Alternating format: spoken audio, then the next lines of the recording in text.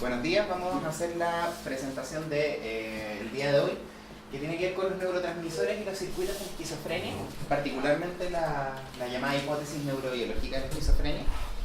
Y esta presentación tiene varias razones de ser, en verdad. Primero, las enfermedades mentales tienen sustratos neurobiológicos y a partir de estos sustratos podemos entender mejor tanto las enfermedades como los tratamientos que recetamos.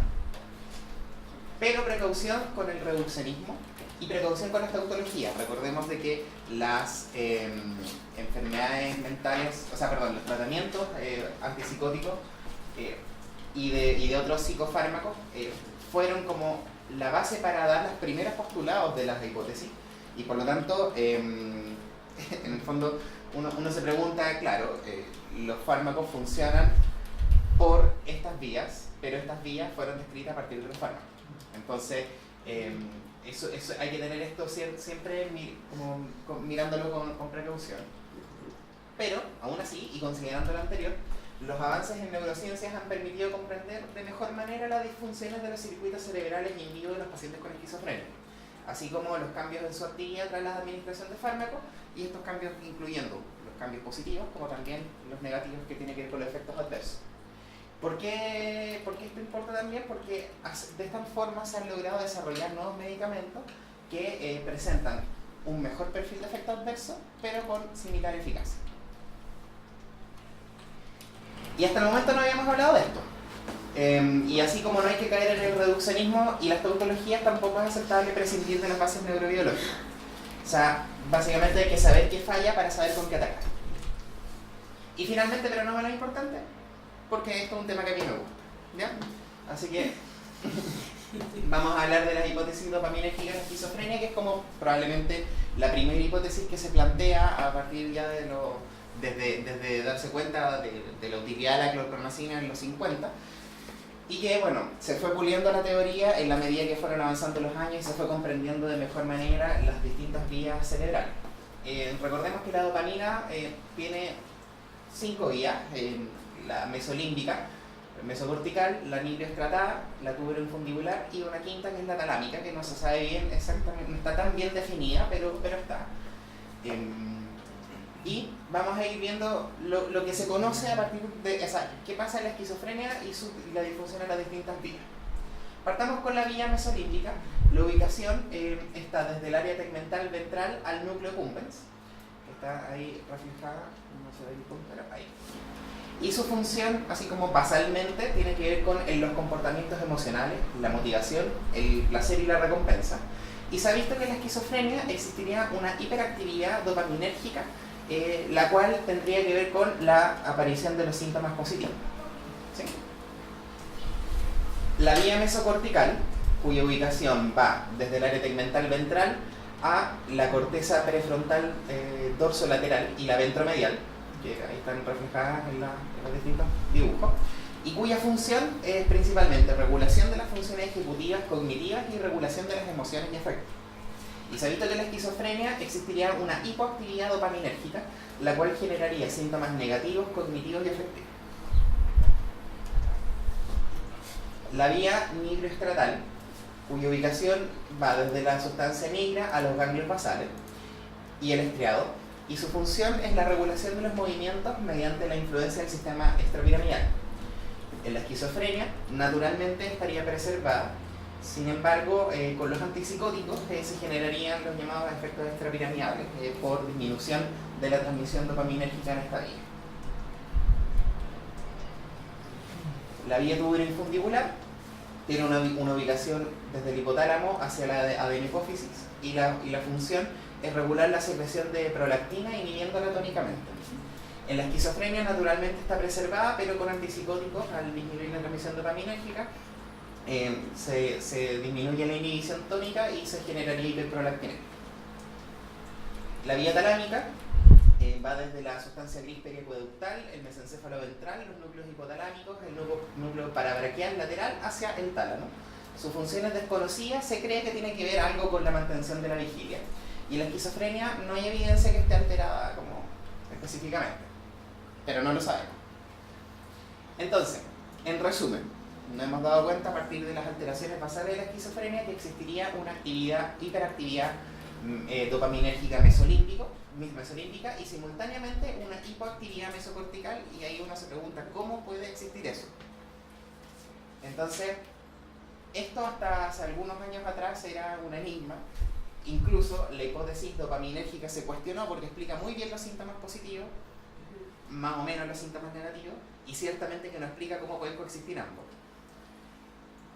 Hasta que se descubrió la influencia de las vías glutamatérgicas y en la transmisión GABAérgica en la síntesis de un poco, que permitió un poco cerrar esta incertidumbre de la teoría dopaminérgica.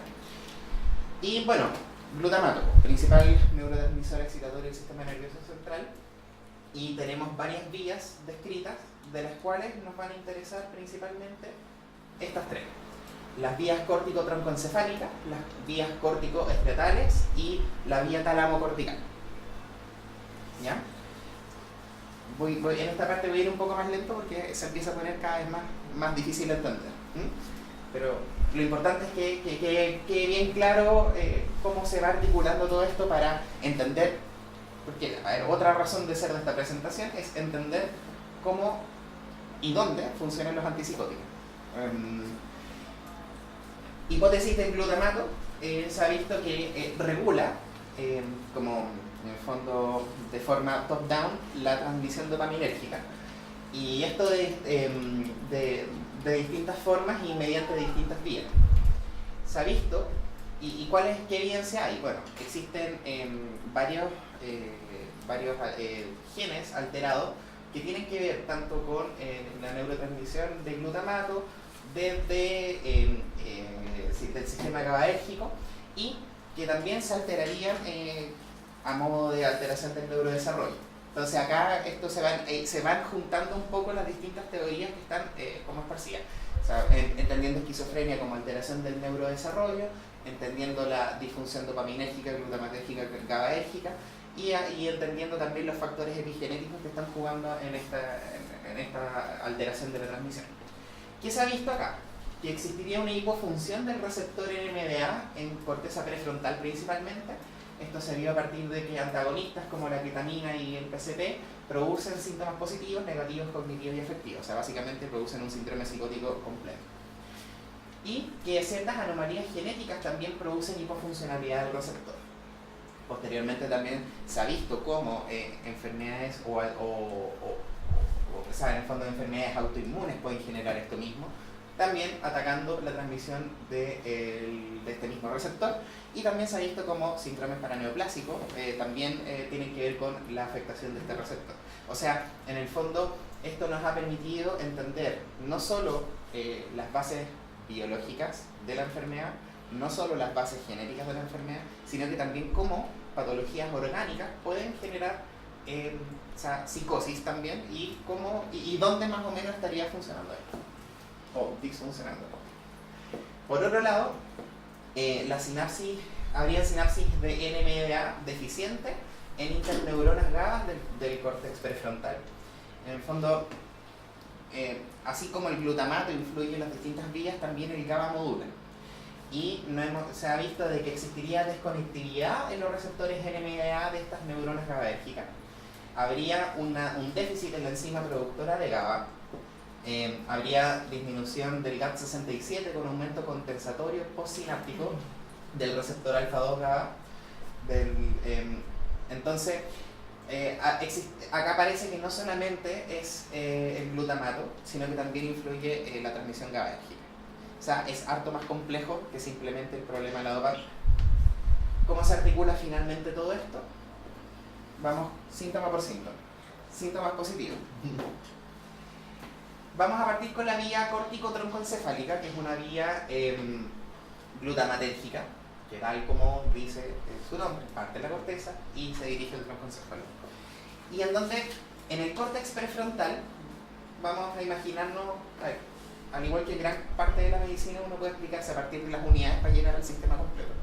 Pero inicialmente, una célula piramidal del córtex prefrontal transmite glutamato hacia la interneurona GABAérgica, quien a su vez transmite GABA hacia otras neuronas piramidales. Esto es como el rol normal. Esto es lo que pasa para modularse. O sea, cómo una célula piramidal glutamatérgica modula a otra mediante estas interneuronas. O sea, que la transmisión no aumente demasiado ni disminuya demasiado. La interneurona GABAérgica tiene un receptor de glutamato que son receptores NMDA. O sea, cuando yo les estaba hablando de que hay receptores NMDA disfuncionales, me refiero a esos receptores NMDA. Y cuando hablamos también de que hay receptores GABAérgicos disfuncionales, hablamos de ese receptor GABAérgico. O sea, acá estamos con problemas que la interneurona no recibe bien la señal de las células piramidales, y por otro lado, las células piramidales no reciben bien la señal de las interneuronas GABAérgicas. ¿Sí? Entonces, ¿se entendió por lo menos en qué parte estamos del cerebro? O sea, transmisión entre neuronas glutamatérgicas y moduladas por neuronas GABAérgicas. Dígame. O sea, dos neuronas piramidales están en Corticales, dos corticales. O sea, estamos todavía respiratorio. Sí. O sea, todavía no nos metemos en el sistema, en la transmisión dopaminérgica, solamente en la cortical. ¿Sí? ¿Se entendió bien esto para ir avanzando, para poder ver cómo, eso es cómo funciona normal? Ahora vamos a ver cómo se echa a perder. Ya.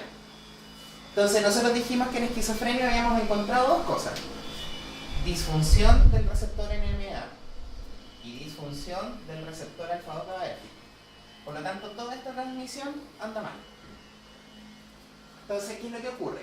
Primero, tenemos esta célula piramidal en el córtex prefrontal. Tenemos este receptor NMDA hipofuncionante, lo que haría de que no se inhibe la segunda célula piramidal. Si no se inhibe esta segunda célula piramidal, lo que pasaría acá es que existiría una hiperactividad glutamatérgica. O sea, no hay nada que module a la baja la transmisión glutamatérgica. ¿Sí? Voy muy rápido. Ya. Quedamos acá, ¿cierto? Célula piramidal, receptor NMDA hipofuncional, nadie inhibe a la segunda célula piramidal, por lo tanto hay exceso de actividad. ¿Qué pasa con este exceso de actividad glutamatérgica de esta vía corticotroncoencefálica? Que se hiperestimulan las neuronas dopaminérgicas de la vía mesolímbica. Y esto ya está bastante demostrado previamente de que la hiperactividad de esta vía genera los síntomas positivos. ¿Sí? Entonces, de esta forma, el glutamato y el GABA influyen en que haya una hiperactividad de la vía dopaminérgica. ¿Bien hasta el momento? Simultáneamente, las sinapsis NMDA no solamente están en la vía córtico-troncoencefálica, sino que también están en las vías hipocampal accumbens, que también están disfuncionales. Ahora, vimos cómo de la corteza está disfuncional esta vía, pero también en el hipocampo ventral también existe modulación hacia abajo y también está disfuncional. Entonces, pero la disfunción en esta vía es de forma distinta. Acá las conexiones con la vía mesolímbica es un poco más indirecta. ¿Cómo ocurre esto? Al llegar el axón de la célula piramidal del hipocampo ventral al núcleo accumbens, esta, en el núcleo accumbens, estimula a una célula espinosa GABAérgica, la cual se conecta con otra célula espinosa GABAérgica en el globo pálido, ahí. Y su función es inhibir la vía mesolímbica vía GABA hacia el área tegmental ventral. Entonces, dado que ocurre este mismo problema con el receptor NMDA que vimos previamente, en esta vía la hiperactividad glutamatérgica estimula la inhibición de la inhibición. Por lo tanto, el resultado es una hiperactividad. O sea, en el fondo, vamos a verlo en el monito que también existe, para explicarlo bien.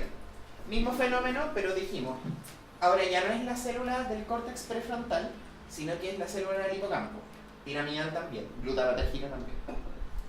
Mismo receptor NMDA hipofuncional, no se inhibe la segunda célula piramidal, lo mismo que estaba pasando a nivel de córtex prefrontal y con la misma hiperactividad glutamatérgica. Pero acá, el glutamato en esta vía llega al núcleo accumbens. Acá se estimula a la célula espinosa, GABA, en el núcleo accumbens.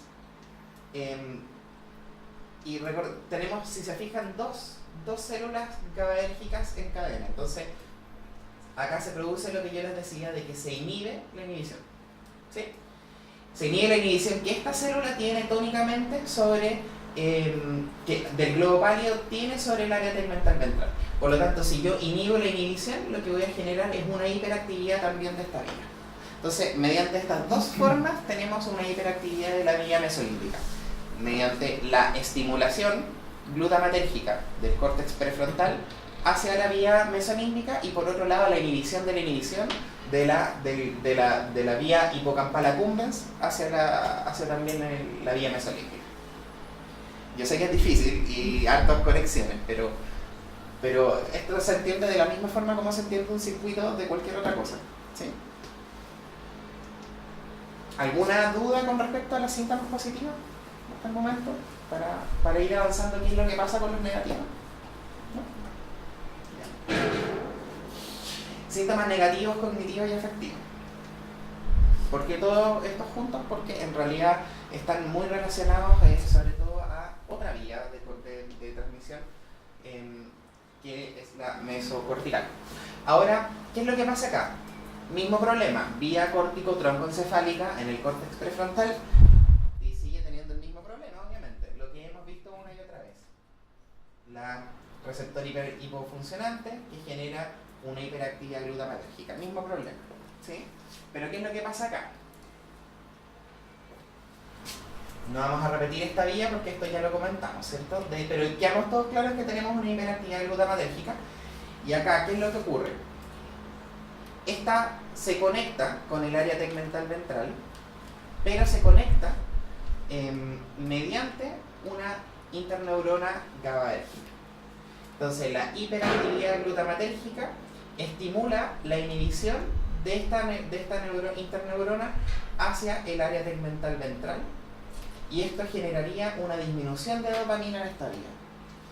Y esto ocurre tanto hacia el córtex prefrontal dorsolateral, que tiene que ver con los síntomas cognitivos y negativos, y por otro lado hacia el córtex prefrontal ventromedial, que tiene que ver con los síntomas afectivos y negativos. Y es así como la vía córtico-troncoencefálica que conecta el córtex prefrontal con el área tegmental ventral, al igual que neuronas del área tegmental ventral que dan hacia la vía mesolímbica, son distintas a la vía mesocortical. Si bien es cierto, llegan a la misma área, son distintos tipos de neuronas. Por lo tanto, por eso ocurre simultáneamente el tema. O sea, por eso es que hay una vía que se estimula y otra vía que se inhibe. ¿Sí? Porque no le están pegando a la misma neurona. En resumen, esto es como el global.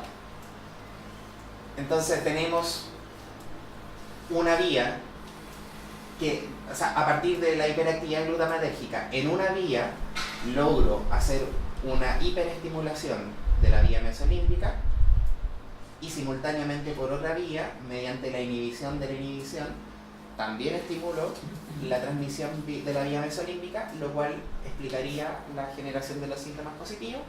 Y por otro lado, la misma hiperactividad glutamatérgica se estimula la inhibición hacia el área tegmental ventral, generando por un lado los síntomas cognitivos y negativos hacia el córtex prefrontal dorsolateral y los síntomas afectivos y negativos también hacia el córtex prefrontal ventromedial. Y es así como la hiperactividad glutamatérgica influye en distintas vías, pero hacia distintos sentidos. ¿Qué puedo hacer yo para modificar esto? Lo vamos a ver en la próxima presentación de antipsicóticos. Pero en el fondo, teóricamente, nosotros inicialmente estamos afectando estas vías. Vamos a ver que podemos afectarlo directamente mediante el antagonismo D2.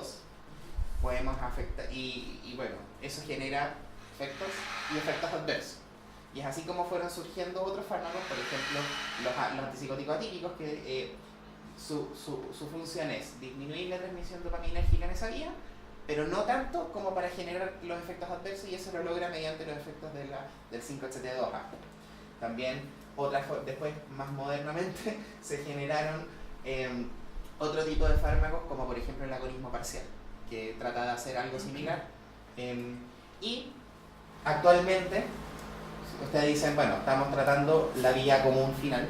Actualmente están en desarrollo medicamentos que ataquen a este nivel. Y es así como, por ejemplo, teóricamente, uno pudiese explicar por qué habría cierto efecto de medicamentos que, puestos como coadyuvante al tratamiento antipsicótico, pudiese tener algún efecto positivo en los pacientes, sobre todo en casos más refractarios. Pero eso todavía está en desarrollo, pero eso es un poco en lo que están trabajando actualmente la farmacéutica. Renato, Dígame.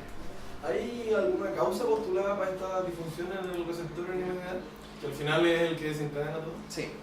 O sea, bueno, lo que pasa es que, a ver, desde el punto de vista como de la genética, este receptor, la parte del genoma donde está este receptor, tiene que ver con la migración neuronal, no solo de este receptor, sino que también el receptor alfa-2 GABA, mencioné una enzima que está disfuncional, GAT67, y son todas, en el fondo, estructuras que dependen un poco de una migración neuronal correcta. Si la migración neuronal está alterada por, da lo mismo el motivo, se alteran también esto. Entonces, obviamente, o sea, tal vez esto sea, nuevamente, cuidado con los reduccionismos, pero sí se ha visto de que está esta alteración. La causa de esta alteración se cree que es un problema a nivel de neurodesarrollo. Y bueno, ¿y por qué se genera el problema a nivel de neurodesarrollo? Yendo más hacia atrás, bueno, por los factores que fuimos viendo en las clases pasadas, donde hemos visto que hay distintos, no sé, pues, injurias perinatales, infecciones virales durante el segundo trimestre, durante la infancia, factores y factores ambientales también, o sea, cuando como toda la parte epigenética y cómo el ambiente permite expresar ciertos genes o no expresar ciertos genes. Y esto, como en el fondo la sumatoria de las distintas injurias, alteran el proceso de neurodesarrollo, y al alterarse el proceso de neurodesarrollo se altera la expresión de proteínas, y dentro de esas proteínas están las que generan los receptores NMDA y los que generan los receptores alfa-GABA. Eso sería más o menos cómo se une un poco la cadena. Obviamente esta es la teoría tal vez más en boga actualmente. Tal vez descubramos más adelante de que hay otras alteraciones más que podrían dar cuenta de otros efectos. Porque, por ejemplo, la vía mesolímbica, ciertamente que la predominancia de los receptores en vía mesolímbica son los receptores de 2. La predominancia en las vías mesocortical más bien son de 1. Y hay ciertos efectos que todavía no tenemos claros de por qué ciertos antipsicóticos que no le pegan predominantemente a ninguna de las dos tienen efecto. Por ejemplo, la clozapina, donde el receptor de 4 acá no ha salido en ningún momento al baile, donde hemos visto que otros medicamentos como el amisulpiride, por ejemplo, que tiene efecto de 3 también, que tampoco sabemos exactamente qué hace. Entonces tenemos un montón de otros receptores que sabemos que están en la ecuación, pero no sabemos en qué parte de la ecuación. También explica, o sea, también vemos que hay diferencia entre los síntomas negativos secundarios generados por los antipsicóticos. O sea, vale decir que en el fondo estamos apagando la transmisión dopaminérgica en la vía mesolímbica, pero estamos apagando a nivel cerebral. Por lo tanto, estamos disminuyendo en áreas que no deberíamos disminuir, como por ejemplo la transmisión de la vía mesocortical. Ahora, afortunadamente no es tan grosera, no es al mismo nivel como la vía mesolímbica por la predominancia de 1, pero en el fondo igual se queda corto un poco para explicar lo que nosotros vemos en clínica. Entonces, obviamente existen, o sea, intuitivamente debiesen existir mayor complejidad en este circuito, pero por lo menos estamos hasta el momento encontrando los highlights del circuito. Nos queda un poco seguir descubriendo otras cosas, y ciertamente eso influiría en potencialmente, o sea, no solamente descubrirlo por descubrirlo, sino que potencialmente uno pudiese dirigir más como más específicamente dónde queremos hacer las acciones. Eso, no sé si se entendió como el punto, ¿sí? onda, yo sé que esto es como complicado porque es harta conexión y como estimulación de positivos o negativos con negativos. Pero, no sé, como aprovechen de preguntar todo lo que quieran. ¿Sí? Muy bueno. Bien. Ya pues, terminamos entonces, próxima presentación.